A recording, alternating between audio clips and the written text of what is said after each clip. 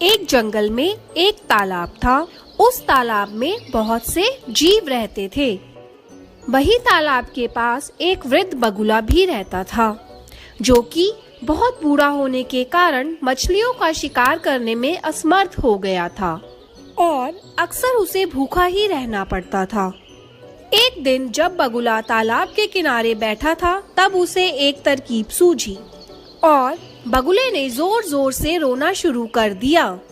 बगुले को रोता देख एक केकड़ा तालाब से बाहर आया और बगुले से पूछा, क्या हो गया है बगले, क्यों रो रहा है पगले तू? ए केकड़ा भाई, मैंने एक आकाशवाणी सुनी है कि इस तालाब का पानी जल्द ही सूख जाएगा और यहाँ के सभी जीव मर जाएंगे। बस इसीलिए मेरी आंखों में आंसू है और अम्मी जान कहती थी कि हो सके तो किसी का भला कर दो। अच्छा है।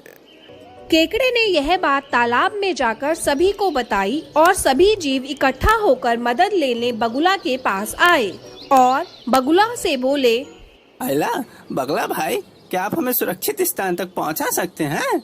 हाँ दोस्तों, यहाँ थोड़ी दूरी पर ही एक विशाल तालाब है। मैं तुम सब लोगों को कुछ ही दिनों में वहाँ पहुँचा दूंगा। सभी जीव मान गए। बगुला एक एक करके मछलियों को ले जाता और उन्हें एक चट्टान पर ले जा करके खा जाता। अब बगुला बहुत खुश था, क्योंकि उसे बिना किसी मेहनत के उसका भोजन मिल रहा था।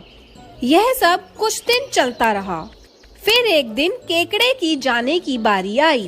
केकड़ा बगुले की पीठ पर बैठ गया और बगुला भी उड़ चला। कुछ दूरी पर केकड़े ने बगुले से पूछा, क्यों बगुले, खुश तो है ना मछलियाँ वहाँ? तू ले जा रहा है मुझे जहाँ। बगुला सोचने लगा कि अब इसे सब सच बता ही देता हूँ, क्योंकि इसे भी अब मैं खाने ही वाला हूँ।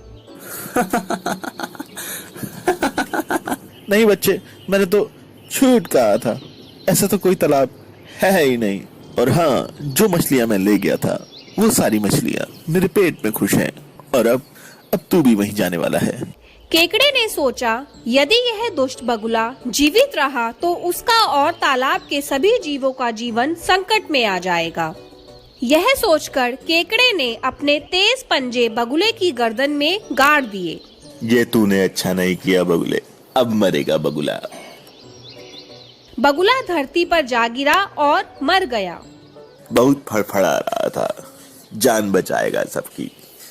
केकड़े ने यह सारी बात वापस तालाब पर जाकर सभी जीवों को बताई। सभी जीवों ने समझदार केकड़े की प्रशंसा की और उसका धन्यवाद किया।